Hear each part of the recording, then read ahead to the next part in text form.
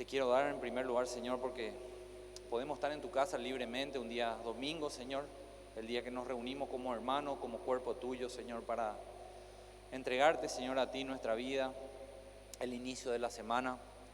Y te pedimos, Señor, que en esta mañana tu Espíritu Santo sea muy claro, Señor, al explicarnos tu palabra, que Él pueda darnos entendimiento en nuestros corazones, que no nos distraigamos por nada, Señor, y no nos perdamos de nada de lo que Él nos quiere enseñar en esta mañana, Señor. Te pido a cada uno de mis hermanos y mis hermanas en este lugar, que su mente y su corazón estén predispuestos y humildes a oír tu voz a través de tu palabra, en el nombre de Jesús. Amén y amén. Bueno, como les dije, el tema de hoy habla sobre la familia, sobre la importancia que hay de un principio que vamos a ver en Efesios 4, que debemos de conocer muy bien, un principio sin el cual no podemos transitar nuestra vida como creyentes, un principio que si lo asimilamos bien, si realmente comprendemos lo que el Señor nos quiere decir a través de ese versículo y ese principio que está en toda la enseñanza del 4 al 6, vamos a entender el valor que tiene ese principio, vuelvo a repetir otra vez, para nuestra vida, en nuestra familia y como creyentes entre hermanos, ¿sí? Y hay una diferencia muy grande que debemos entender en la Biblia. Hay una diferencia entre los indicativos y los imperativos en la palabra de Dios, ¿sí? Hay una diferencia muy grande, también se le puede llamar doctrina, deber, principio o práctica o posición y conducta. Hay una diferencia en los versículos que leemos y debemos entender si son principios indicativos o imperativos. Le doy un ejemplo por si no entendemos un poquitito. Esta es una silla, esto es el indicativo, esto es una silla, ¿sí? ¿Cuál es el imperativo? Sentate en esta silla. Ese es el imperativo. El indicativo nos muestra quiénes somos y el imperativo nos dice qué debemos hacer. Y eso debemos diferenciar en la palabra de Dios para entender qué es lo que nos quiere decir a través de lo que está escrito, ¿sí? Debemos entender también otra cosa muy importante, que la gente, por naturaleza, nos percibimos como autosuficientes, ¿sí? No necesitamos de nada, yo puedo hacer todo lo que quiero hacer, puedo hacer de por sí, justicia propia también le llama la palabra de Dios. La gente es por naturaleza autosuficiente, ¿sí? Y cuando nosotros empezamos a enseñar principios en la palabra de Dios, imperativos en la palabra de Dios, la gente, al ser autosuficiente, si no le explicamos primero los indicativos en la palabra de Dios, quiénes somos en la palabra de Dios, y le decimos solo los imperativos, ¿qué hace la gente? Fortalece sus músculos de autosuficiencia o de justicia propia, ¿sí? Porque solo recibe lo que debe hacer. Entonces, ¿qué hace? Se va a su casa y se esfuerza para hacer lo que debe hacer, pero sin saber quién debe ser primero. Y eso es un error muy grande. Eso es un error que hace que la gente se frustre, vaya a la casa de una persona, entienda que hay principios en la palabra de Dios para ponerlos por obra, pero al no entender quién es primero, se frustra porque no lo puede hacer. No tiene la capacidad de cumplir con lo que Dios le pide que cumpla, si todavía no sabe quién es en Cristo. Y ese es un principio que vamos a ver, vuelvo a repetir, en Efesios 4, y nos va a ayudar a entender muy, muy bien quiénes somos primero en el Señor, para después ir y con todas nuestras fuerzas, sí, poner toda nuestra diligencia en hacer lo que el Señor nos manda hacer por medio de su palabra. Cuando yo soy autosuficiente, mi justicia propia, no puedo entender que yo soy salvo solo por gracia, no merecía y no puedo hacer nada para ganar la salvación. La salvación es solo por gracia, por fe, por Cristo Jesús, y solo puedo entender eso a través de lo que nos enseña la palabra de Dios. Nosotros, al entender o al solo explicar las cosas que debemos hacer como hijos de Dios y no entender por qué debemos hacer o quiénes somos primero, hacemos esas cosas o la gente hace esas cosas por dos motivos. Primero, lo hace o por miedo o por orgullo, ¿sí? Me voy a mi casa y hago las cosas por miedo a Dios, por miedo de perder mi familia, por miedo de que Dios me castigue, por miedo de que Dios ya no me ame. Esas son mis motivaciones cuando yo no entiendo los indicativos en la palabra de Dios, cuando no entiendo quién soy. Recibo los imperativos, recibo los mandamientos, recibo la doctrina, lo que debo de hacer, pero al no entender quién soy, esas dos formas, la primera es por miedo, ¿sí? Lo hago porque tengo miedo, Dios me va a castigar si no hago esto, puedo perder mi familia si no hago esto, mis hijos se pueden descarriar si no hago esto. Y también la otra forma de reaccionar al recibir los imperativos es lo hago por orgullo. Yo voy a hacer esto porque yo puedo hacer esto. Estoy en este matrimonio y voy a hacer que este matrimonio funcione. Yo puedo hacerlo. Eso es orgullo. Es claro orgullo cuando yo me pongo en esa posición de decir, yo lo hago porque yo puedo hacerlo, ¿sí? Y cuando yo no explico lo que vamos a explicar el día de hoy, o no entiende la gente lo que vamos a explicar el día de hoy, lo que nos enseña Pablo en la carta de Efesios, lo más probable es que ocurra una de esas dos cosas, que sean la motivación para tratar de cumplir lo que el Señor nos dice que debemos de cumplir, ¿sí? Entonces, ¿qué hacemos cuando le decimos a la gente lo que debe hacer sin decirle quién es primero? Primero, fortalecemos los músculos de su autosuficiencia, porque lo que más probable es que vayan y se esfuercen para tratar de hacerlo. Pero lo segundo, y me parece un poquito más grave todavía, es que le privamos a la gente del verdadero poder para poder cumplir la palabra de Dios en su vida, que viene de los indicativos primero, de quiénes somos en el Señor. Y eso es lo peor que yo pueda ver. Cuando nosotros vemos un imperativo en la Biblia, o un mandamiento en la Biblia, o algo que Dios nos manda a hacer, ahí cerquita, si no está en el mismo versículo, está ahí cerquita el indicativo. En 1 de Pedro 1:16 nos dice que debemos ser santos como Dios es santo. Y unos versículos más allá, en el capítulo 2, versículos 9, nos dice que somos, ¿qué cosa? Nación santa.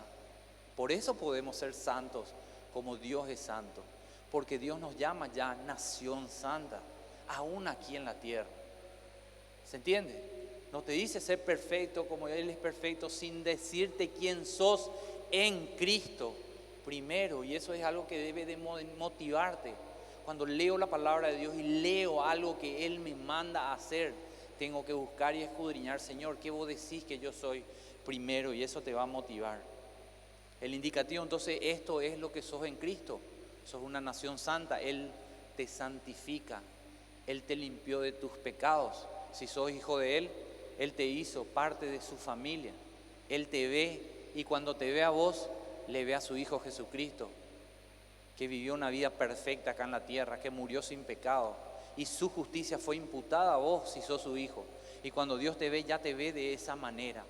Por eso Él te manda a ser santo como Él es santo. Entonces, entendiendo el indicativo, quién soy en Cristo, puedo ir al imperativo, que es lo que debo hacer. Pero ahora entiendo que lo que debo hacer solo lo puedo hacer si entiendo quién soy. Solamente pueden hacer las cosas que Dios nos manda a hacer los que fueron llamados como Él nos llama. Si somos hijos de Él, Él te da toda la capacidad para cumplir su palabra. ¿Y cuál es la capacidad? El Espíritu Santo que mora en el corazón del creyente. El día que Él entregaste tu vida a Él, el día que Él hizo el milagro de la regeneración, te dio vida nueva, pasaste de las tinieblas a la luz, ese día Él te selló con su Espíritu Santo, que son las arras de nuestra salvación. Ese día Él te dio todo lo que necesitas para cumplir cada uno de los imperativos. Entonces, ¿cuál es el poder para poder cumplir con la palabra de Dios, con los imperativos? Es creer los indicativos, es creer quién dice Dios que somos nosotros. Entonces, cuando le decimos a la gente lo que tiene que hacer, tenemos que decirle quiénes son primero. Y eso es lo que quiero tratar de plasmar hoy en tu corazón. Efesios 4:25 quiero que leamos, para que puedas asimilar la información que Dios nos da a través de su palabra y puedas entender el poder que hay el verdadero poder para cumplir con los mandamientos de la palabra de Dios. Efesios 4:25 nos va a empezar a mostrar muchas cosas y vamos a ir hacia atrás en Efesios 4 para poder ir entendiendo todo el concepto, ¿sí? Dice, por lo cual, desechando la mentira, hablad verdad cada uno con su prójimo. Ese es el imperativo. ¿Cuál es el imperativo? Hablad verdad cada uno con su prójimo, ¿sí? ¿Por qué?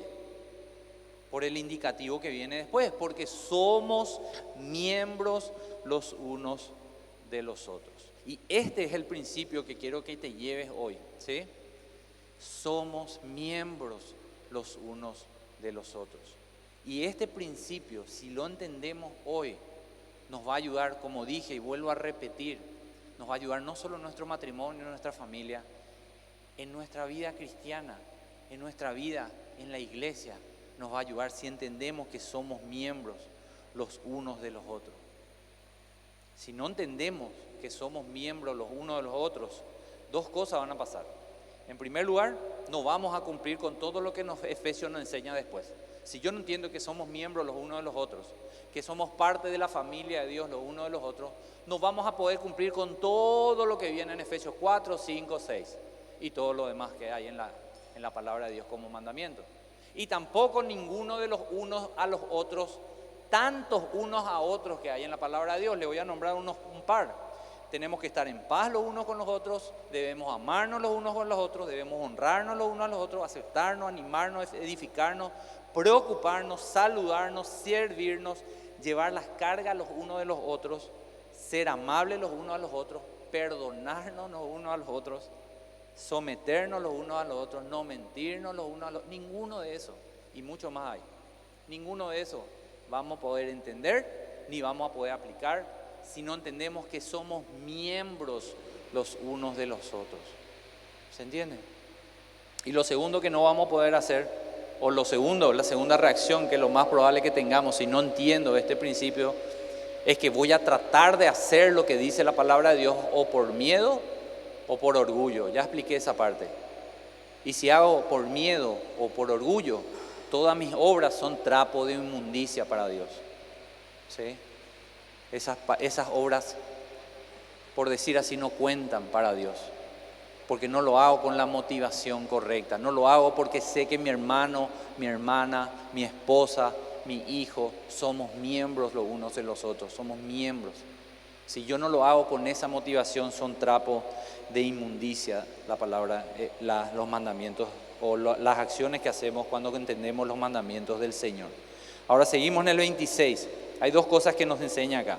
Airaos, pero no pequéis, no se ponga el sol sobre vuestro enojo, ni deis lugar al diablo, porque eso es lo que hacemos cuando se pone el sol sobre nuestro enojo. Damos lugar al diablo, damos oportunidad al enemigo para que nos lleve a pecar, ¿sí? Airarse es enojarse, ¿sí? Enojarse no es un pecado, ¿sí? Hay cosas por las cuales debemos estar enojados. Si a vos te da lo mismo la injusticia, la impiedad, la inmoralidad, hay algo mal en tu corazón, ¿sí? Eso debe de enojarte. La palabra de Dios dice que Dios está enojado con el impío todos los días. Todos los días. Ahora, entendiendo que el enojarme no es un pecado, prolongar ese enojo sí lo es.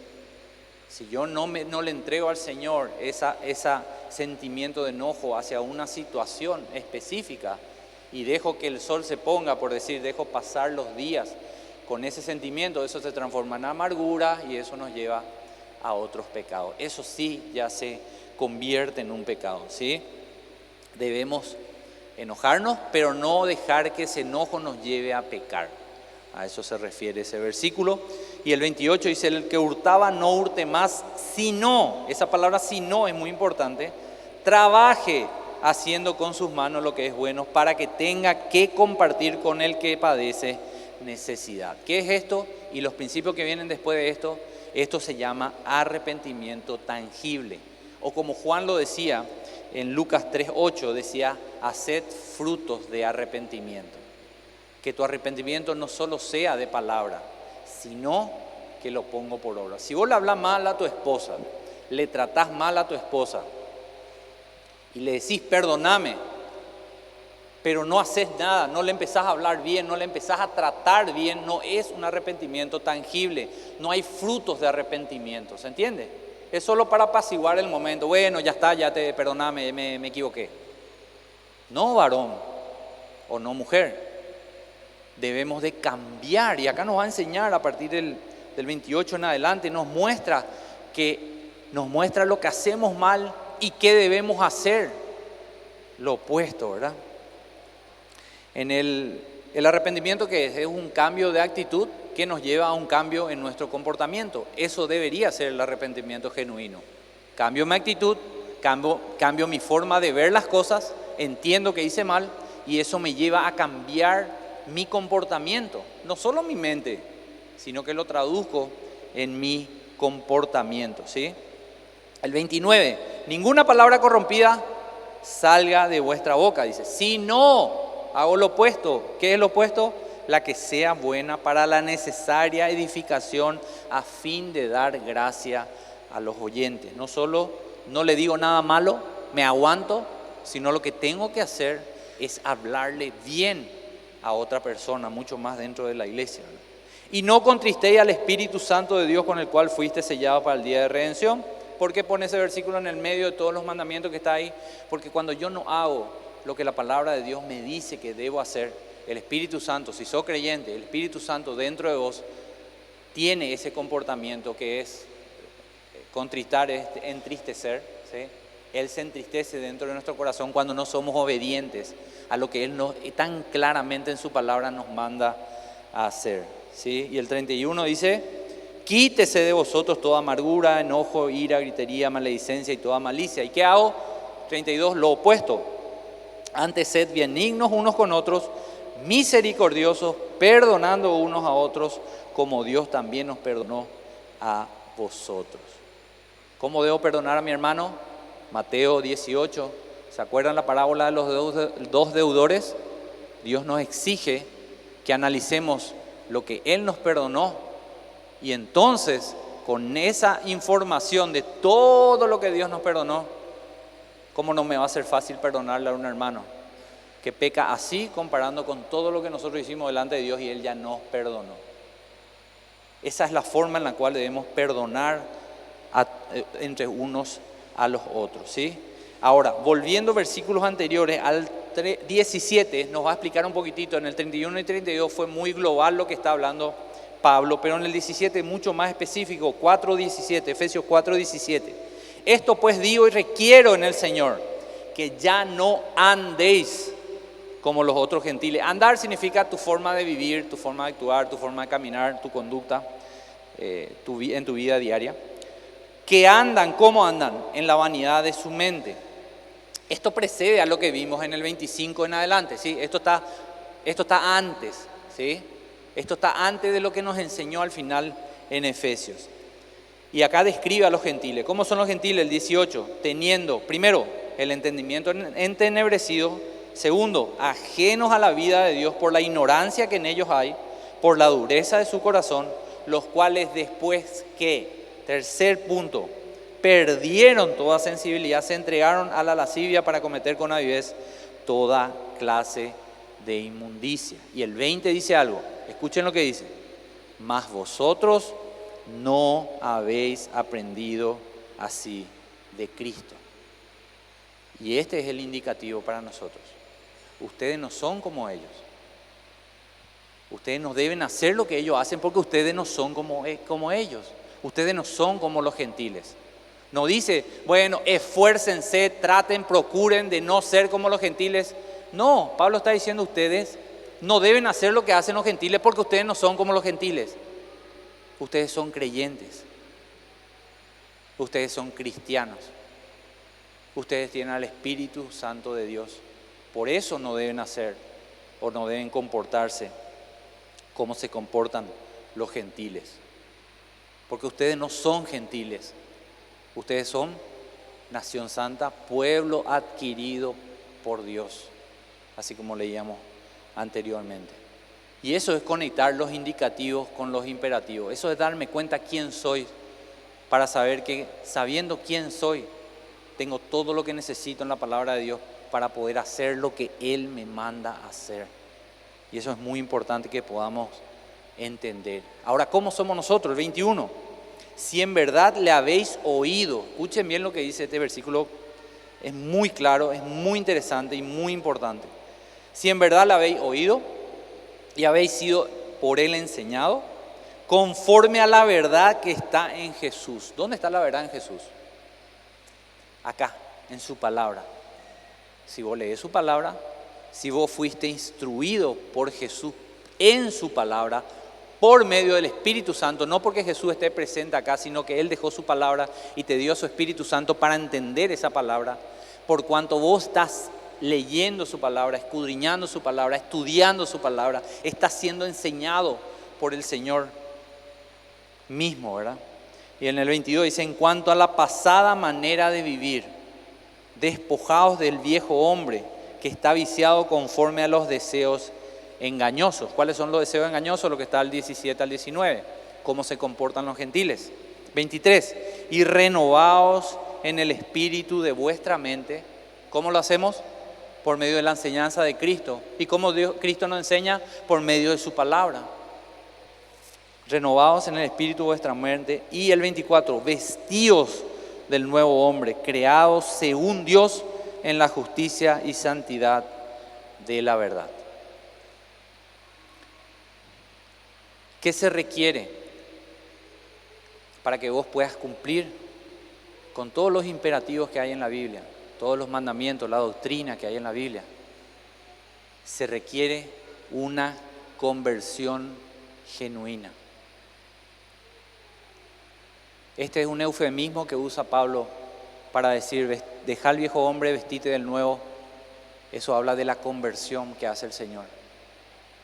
Estabas muerto en tu delito y pecado y Él te dio vida por medio de su Espíritu Santo. Ese cambio es lo que te da el poder para cumplir con todos los imperativos que hay en la palabra de Dios. Sin eso es imposible hacer. Es imposible cumplir. Si no nací de nuevo, le vas a poner horarios, metas, proyectarle la semana a una persona para que haga, trate de hacer, trate de orar, trate de leer la Biblia, trate de tratarla a su esposa de otra manera, trate de dejar la bebida, trate de dejar los vicios, trate de ser un padre presente para sus hijos, todo lo que la palabra de Dios nos dice que debemos hacer y no debemos hacer. Vas a dejarle escrito a una persona y vas a ponerle horario y no va a poder cumplir, porque no tiene el poder necesario para hacerlo. Pero vos y yo, que somos creyentes, sí tenemos ese poder y para Él sea la gloria. Necesitamos entender que al ser nuevas criaturas, nuestra vida debe de cambiar también. Pero también tenemos que entender que cuando somos nueva criatura, ya tenemos el poder. Eso se llama Espíritu Santo de Dios. Yo quiero con todo mi corazón que cada uno de ustedes pueda entender lo que está en Efesios 4, Efesios 5, Efesios 6, que habla sobre la forma de tratarnos entre nosotros, la forma de ser papá, mamá o hijos, cómo comportarnos. Pero lo que más quiero en esta mañana es que puedan reconocer que para poder cumplir con eso, necesitamos primeramente ser hijos de Dios. Necesitamos nacer de nuevo. Ese poder proviene del nuevo nacimiento. Ese poder proviene cuando Dios te da vida, cuando estabas muerto en todos tus delitos y pecados, cuando Él te sella con su Espíritu Santo. Porque si vos no entendés primeramente eso, si no sos creyente, no vas a poder entender el primer indicativo en Efesios 4:25, que somos miembros los unos de los otros. Eso no tiene sentido para una persona que no es creyente. No tiene ningún sentido, ¿verdad? No tiene ningún sentido que mi hermano sea miembro del mismo cuerpo. Eso no tiene sentido para la persona que no nació de nuevo, para la persona que no es creyente. No tiene ningún sentido. Amarnos unos a otros no tiene sentido, porque yo no veo como un sentido de pertenencia a la iglesia. Y esto no está hablando de matrimonio, Estos versículos que leímos, que somos miembros los unos de los otros, no está hablando necesariamente de matrimonio en este tiempo. Por eso quiero que volvamos al versículo 11 ahora, y con esto ya creo que vamos a cerrar por lo menos esta parte. Versículo 11 dice, y él mismo constituyó a uno apóstol, a otro profeta, a otro evangelista, a otros pastores, a otros maestros. ¿Con qué fin? ¿Con qué fin hizo una estructura dentro de la iglesia el Señor? A fin de perfeccionar a los santos para la obra del ministerio. ¿El ministerio de qué? El ministerio de reconciliación. Hizo una estructura de liderazgo para poder enseñar a los hijos de Dios a que puedan ir y compartir el evangelio de salvación con otras personas. ¿Para qué? Para la edificación del cuerpo de Cristo. Hasta que todos lleguemos a la unidad de la fe y del conocimiento del Hijo de Dios, a un varón perfecto, a la medida de la estatura de la plenitud de Cristo, para que ya no seamos niños fluctuantes llevados por doquier de todo viento de doctrina, por estratagema de hombres que para engañar emplean con astucia las artimañas del error. Si no hay una persona que te edifique en la palabra de Dios, si no hay una persona que esté ahí como lo hacemos dentro de la célula, enseñándote la palabra de Dios, enseñándote y haciéndote crecer en el conocimiento de Jesucristo, vas a ser como ese niño fluctuante que un día está bien, otro día está mal. Un día quiero ir a la iglesia, otro día no quiero ir a la iglesia. Un día quiero obedecer, otro día ya no quiero obedecer. Vas a estar fluctuando, va a venir alguien, va a enseñar algo y vos lo vas a creer sin medir si eso es verdad o no. Y un montón de cosas van a pasar, ¿verdad? Por eso Él instituyó lo que es el cuerpo de Cristo. El 15, sino que siguiendo la verdad en amor. Y esto es hablar verdad en amor. Eso es lo que veíamos en el 4:25. Debemos hablar verdad en amor, debemos hablar la verdad en amor los unos a los otros, porque somos miembros los unos de los otros, ¿sí?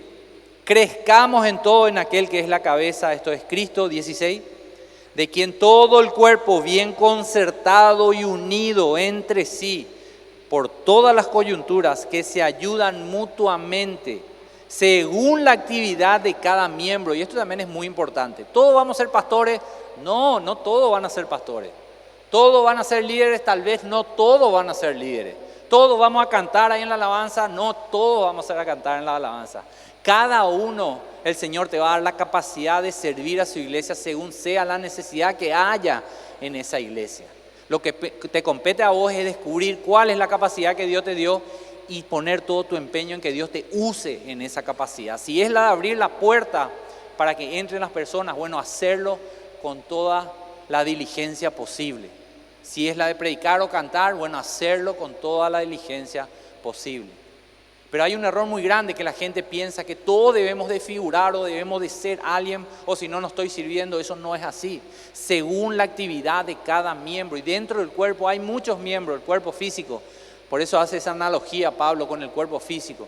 Hay muchos miembros. No todos le dan vida como el corazón, porque es el que late y distribuye la sangre.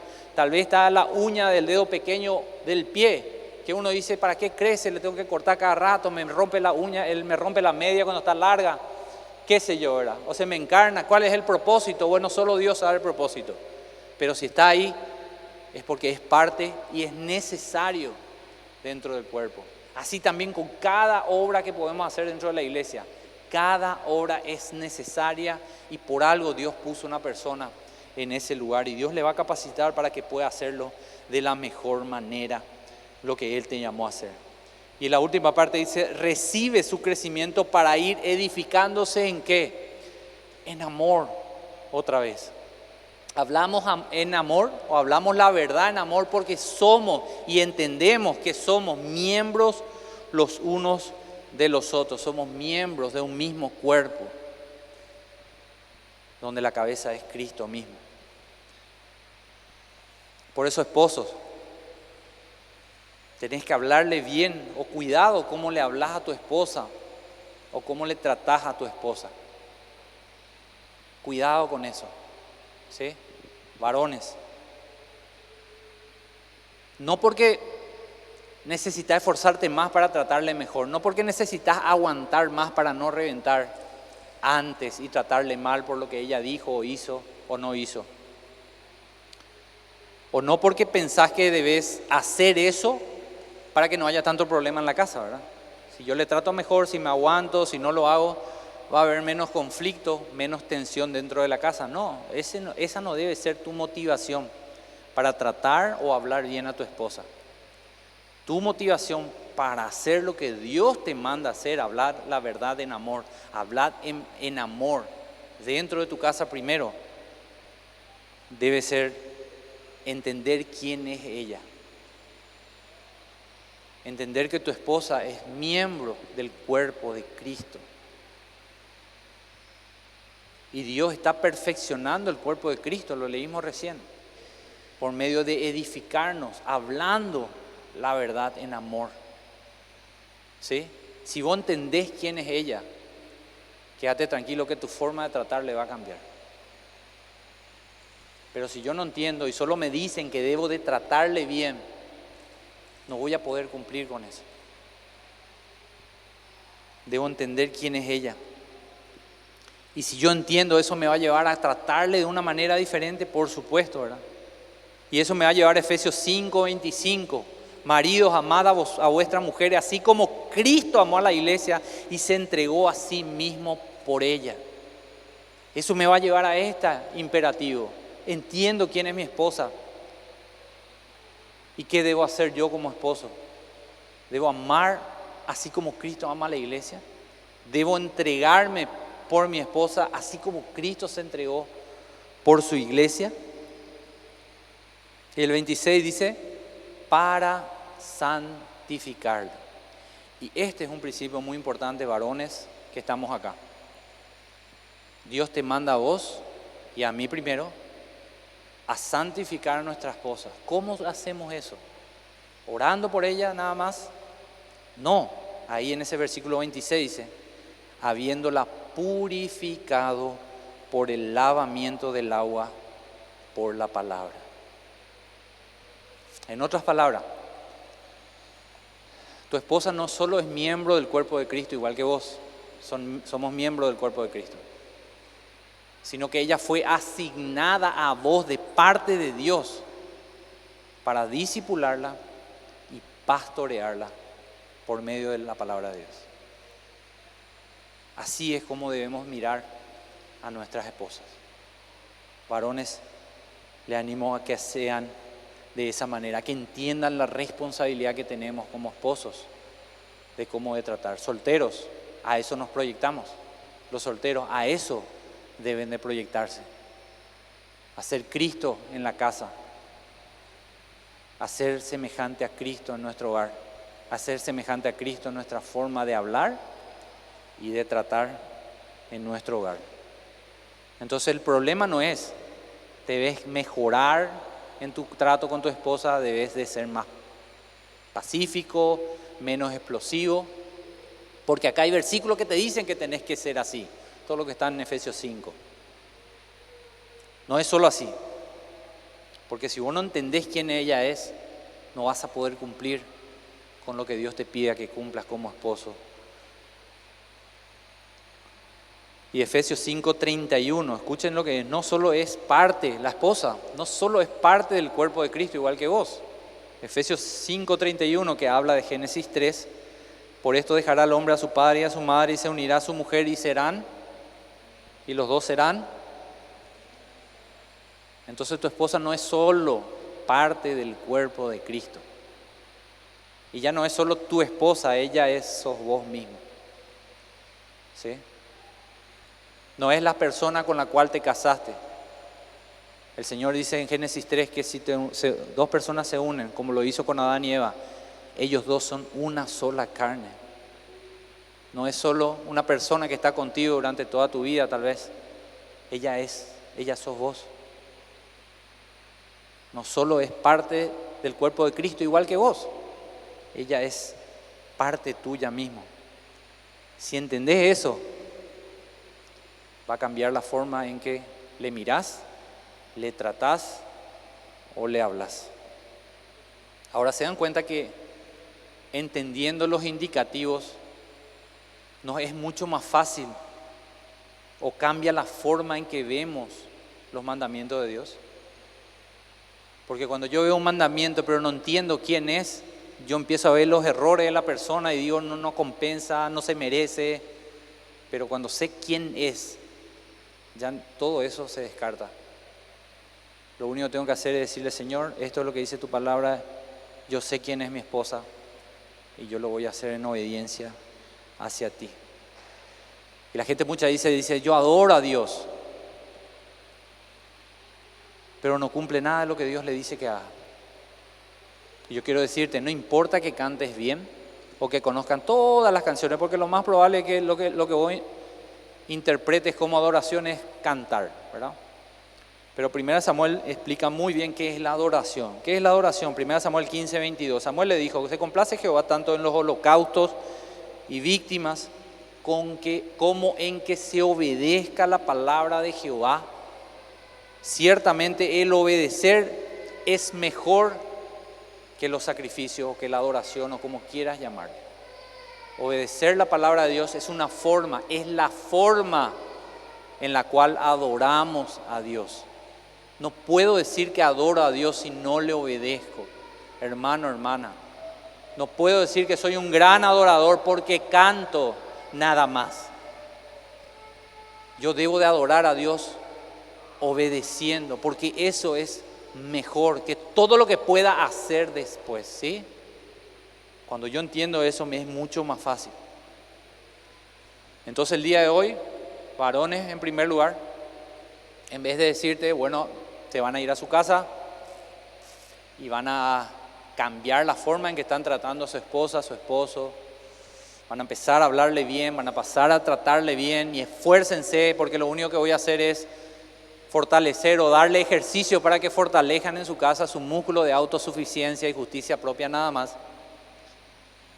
Eso no es lo que yo quiero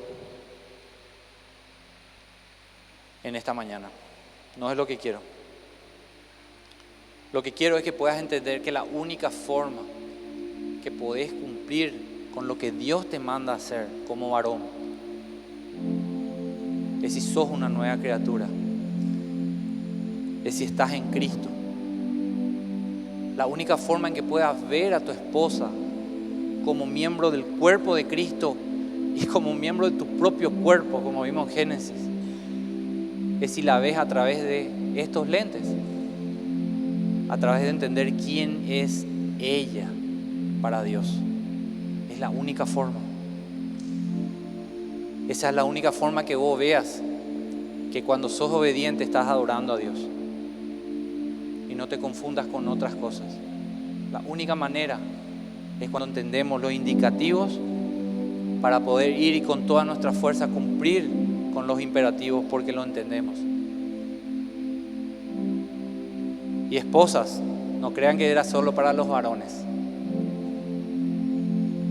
Efesios 5:22, versículo muy claro. Pero a la luz de todo lo que vimos en esta mañana, creo que va a ser más claro hoy. Que las casadas estén sujetas a sus propios maridos como al Señor. ¿Qué es esto? Este es el imperativo. ¿Por qué? Porque viene el indicativo. El 23.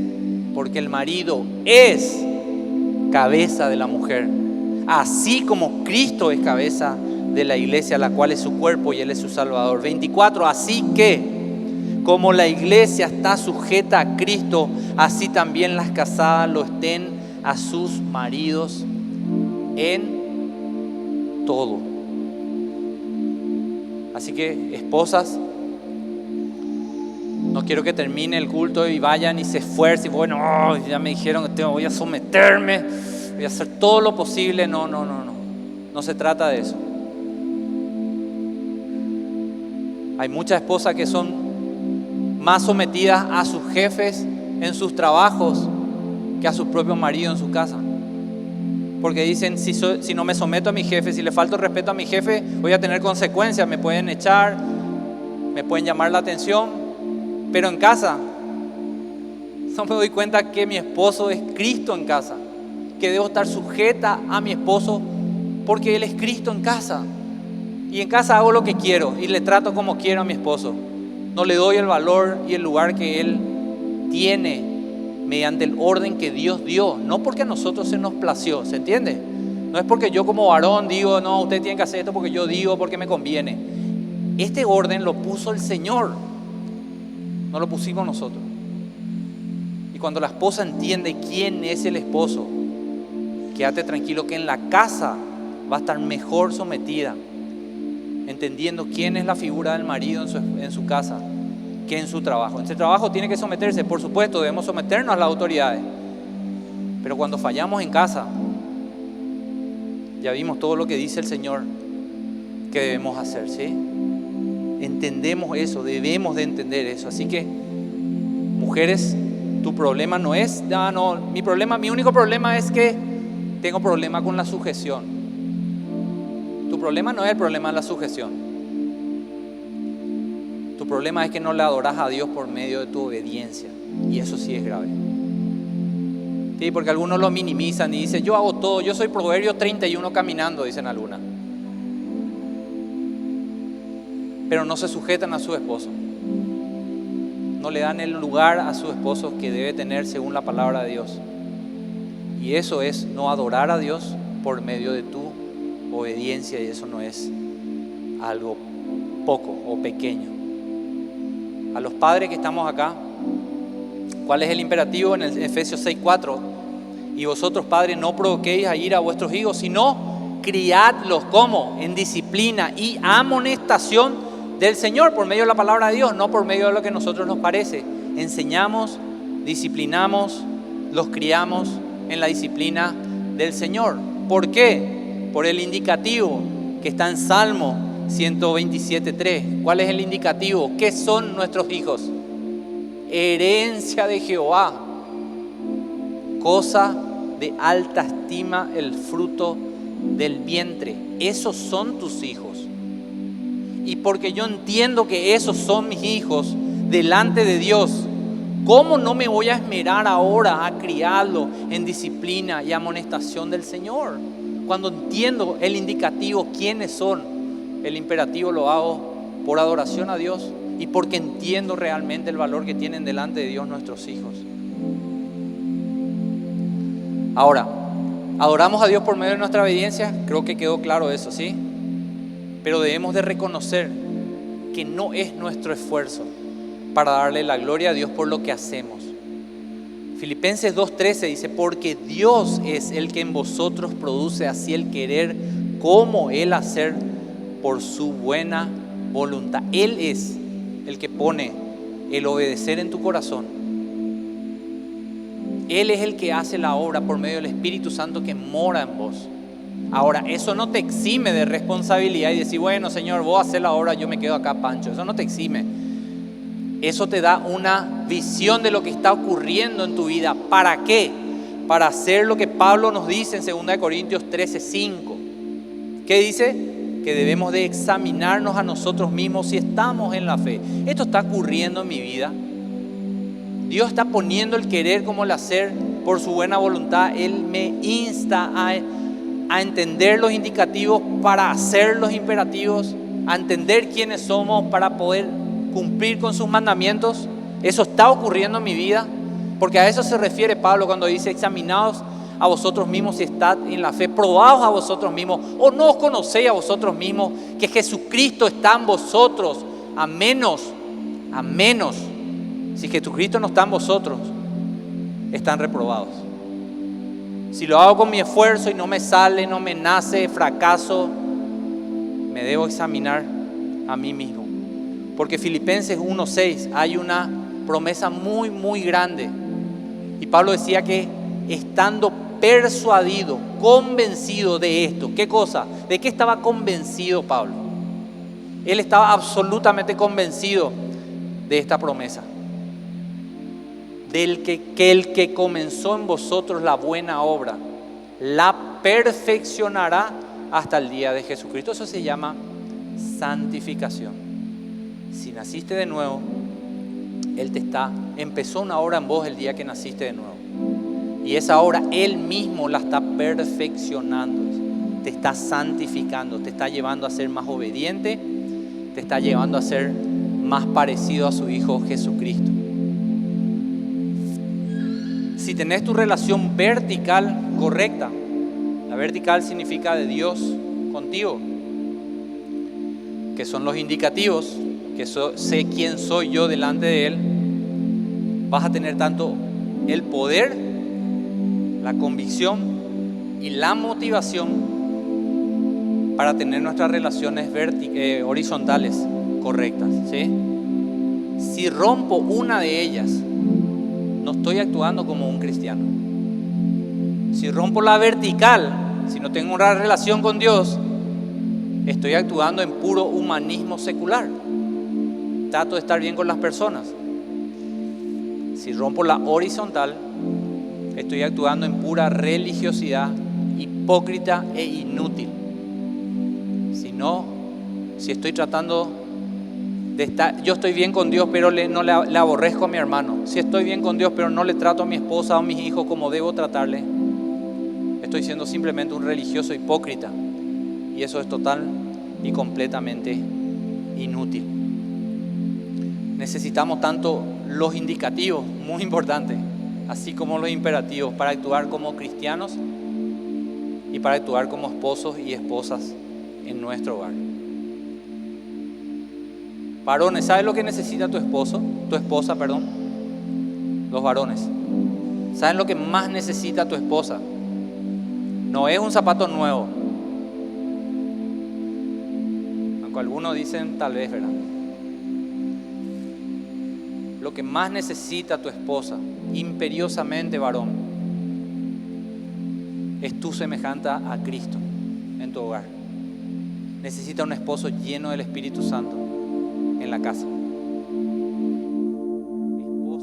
Esposas, ¿saben lo que más necesita tu esposo?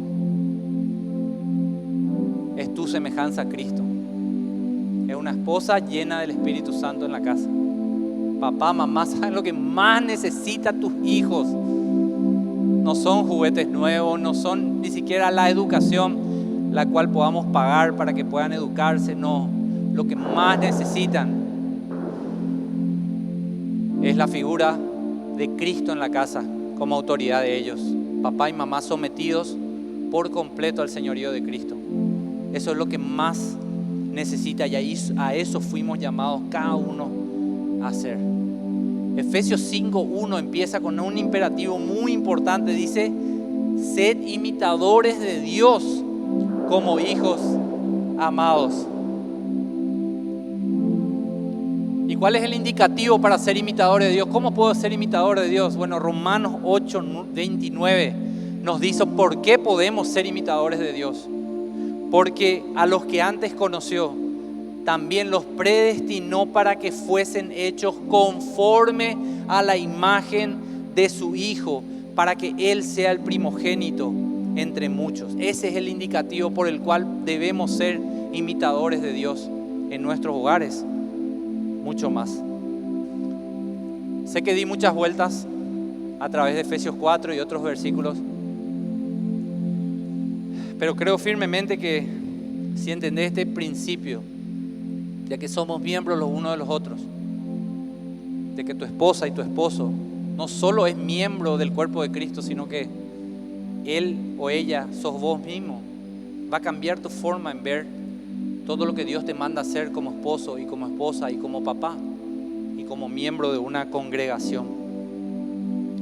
Para las personas que son creyentes, que están acá, esto es lo que debemos hacer y tenemos todo lo que necesitamos para hacerlo. Todo lo que necesitamos. Dios es muy claro en su palabra. De hoy en más, si no conocía esto, de hoy en más ya no tengo excusa de decir, no, yo no sabía, no me explicaron, no entendía, no leí esa parte. Ya no tenemos ninguna excusa para decir que no lo puedo hacer. Tenés al Espíritu Santo, tenés la palabra de Dios y Él la reveló a través de la enseñanza que Él mismo nos dio.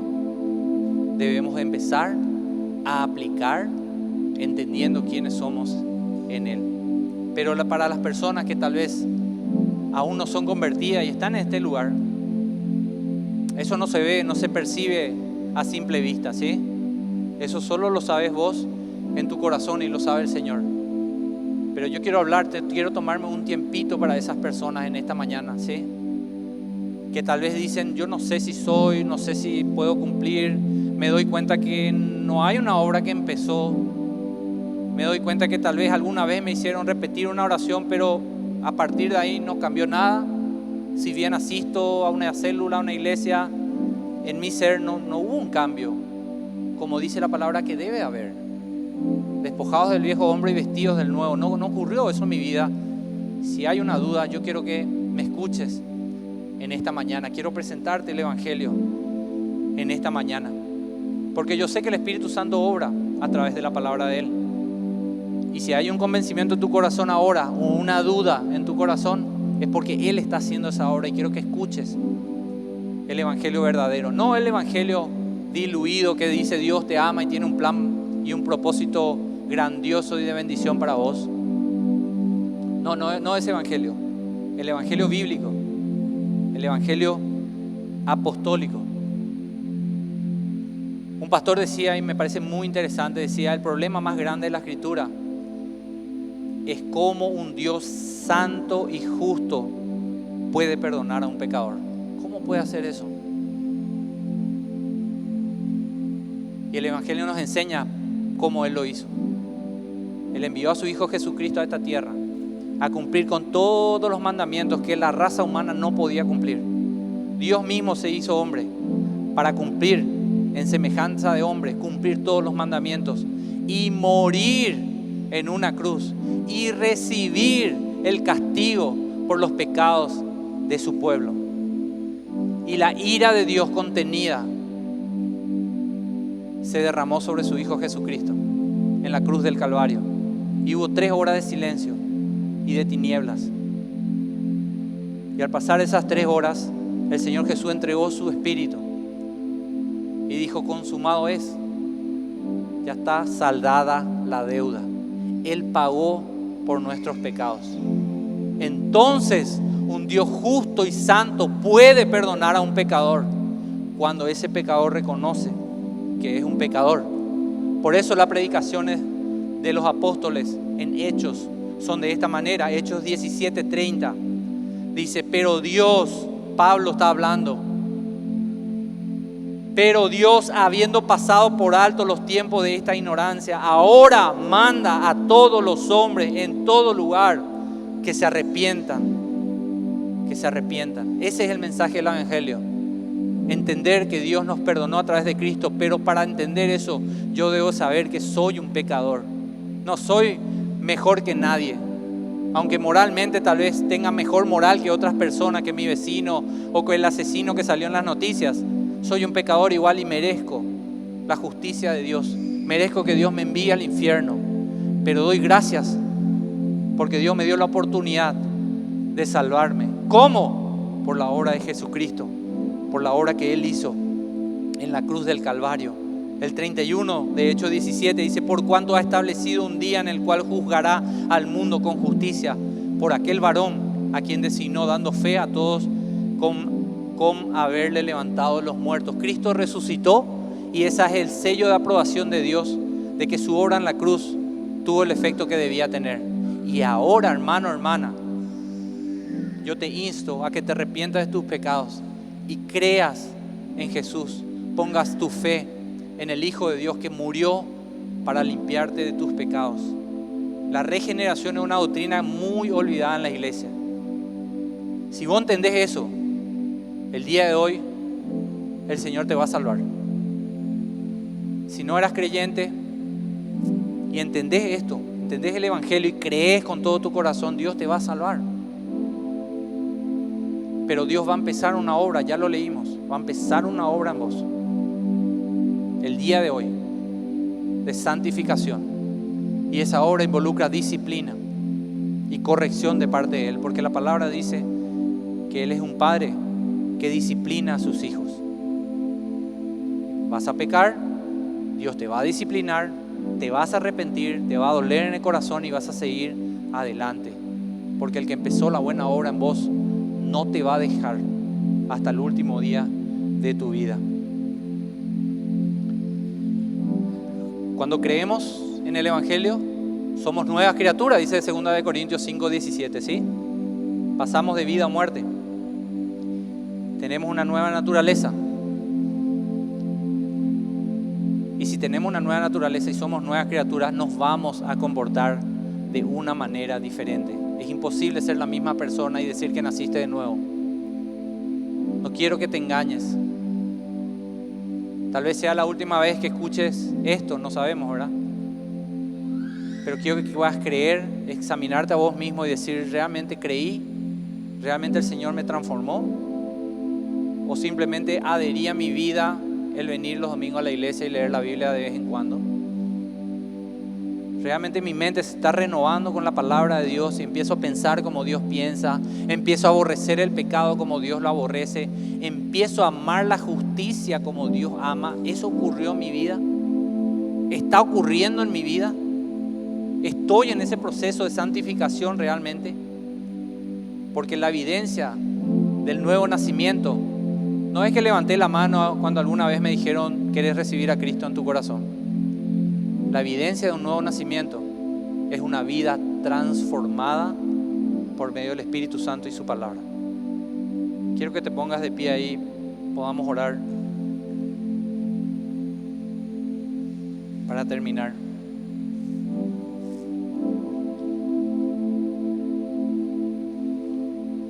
Quiero hacer una oración especial en esta mañana por las familias.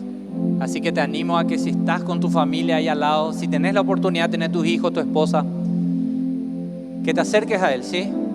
Abrazale a tu esposo, a tu esposa, a tus hijos, estén en familia y vamos a orar los unos a los otros, ¿sí?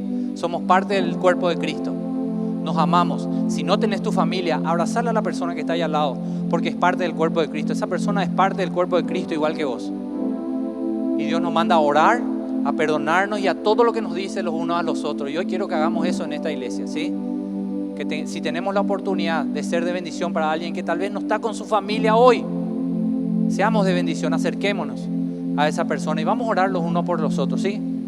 Padre, gracias, Señor, por darnos tanta claridad por medio de tu palabra, Señor, enseñarnos estos principios tan importantes, Padre. Necesitábamos, Señor. Necesitamos comprender quiénes somos en ti, Señor. Quién es el hermano que está al lado mío. Quién es mi esposa. Quién es el esposo. Quiénes son mis hijos, Señor. Que ellos son hijos tuyos, Señor. Hijas tuyas. Ellos son parte del cuerpo de Cristo, igual que yo, Señor. Y nos pertenecemos. Y debemos, Señor, amarnos con todo el corazón, Señor. Debemos orar unos por otros. Y eso es lo que hacemos ahora. Padre, yo te pido, Señor, por cada varón que está aquí. Cada esposo, Señor. Que entienda que tiene todo lo que necesita. Si es un creyente, tiene todo lo que necesita para ser el sacerdote de su hogar, Señor. Ser el proveedor no solo económico, sino espiritual de su hogar, Señor, de su esposa, de sus hijos. Ser el responsable del crecimiento espiritual de cada uno de los integrantes de su familia, Señor. Para las esposas, Señor, que ellas puedan comprender que la sumisión no es opcional, Señor. Es un mandamiento tuyo, Padre. Que ellas puedan entender que obedecer a ese mandamiento es una forma de adorarte a ti, Señor, de reconocer que tú eres su Dios, Señor, de reconocer que te ama a ti, de reconocer quién es su esposo, que es cabeza del hogar, Señor. Pon esa convicción en el corazón de cada una de las damas que están esta mañana, Señor. Te pido, Señor, por cada familia, Padre, que está pasando por una situación difícil en esta mañana. Si es tu situación, pedile al Señor. Quiero que ores y le pidas al Señor misericordia en la situación que esté, que tu fe no te falte, que puedas seguir confiando de que el Señor está al control, de que Él es soberano, de que nunca, si sos hijo o hija de Él, nunca vas a salir del centro de la mano de tu papá. Él siempre está en control, aún en esa prueba más difícil, aún en esa enfermedad, ese accidente, esa situación difícil económica, aún ahí Dios está en control. Él nunca pierde el control. Él es soberano. Y si Él permitió, Él tiene un propósito. Y nada sale fuera de su propósito. Eso nos da seguridad. Eso nos da paz en medio de la tormenta. Entender que nuestro Dios es un Padre que nos ama y que está al cuidado de sus hijos. Y nosotros somos sus hijos, Señor. Gracias, Padre. Trae paz al corazón de cada familia que está pasando por una situación difícil, Señor. Y cada persona en esta mañana, Padre, que no te conoce a ti, Señor, y que está en la iglesia, hace mucho o hace poco, no importa el tiempo. Yo te pido con todo el corazón que esa persona reconozca que no te conoce, Señor, en primer lugar. Reconozca que necesita un Salvador y que el día de hoy, Señor, pueda recibirte como Señor y Salvador. creyendo en el Evangelio que ha sido predicado en esta mañana. Te pido que esa misericordia se derrame por cada una de las personas que están aquí, Padre. Danos, Señor, llénanos con tu Espíritu Santo, Señor, para ser las personas que tú quieres que seamos. Guíanos por medio de tu palabra para ser los varones o las mujeres, los hijos o los padres, Señor, que debemos ser según lo que nos enseña tu palabra de Dios. Que actuemos según la semejanza de tu Hijo Jesucristo, porque a eso nos llamaste, Señor, según lo que nos enseña Romanos, a ser conformados a la imagen de Cristo. Ayúdanos, Señor, a alimentar a nuestra familia, Señor, con tu palabra, a que seamos luz en todo lugar donde vayamos, Señor. Bendigo a cada familia que está en esta mañana, en este lugar. Y te pido que hoy sea un día, Señor, donde a la luz de tu palabra podamos empezar a aplicar todos los mandamientos que tú nos das, Señor, entendiendo que es nuestra forma de adorarte a ti, nuestra obediencia, Señor. En el nombre poderoso de Jesús. Amén y amén.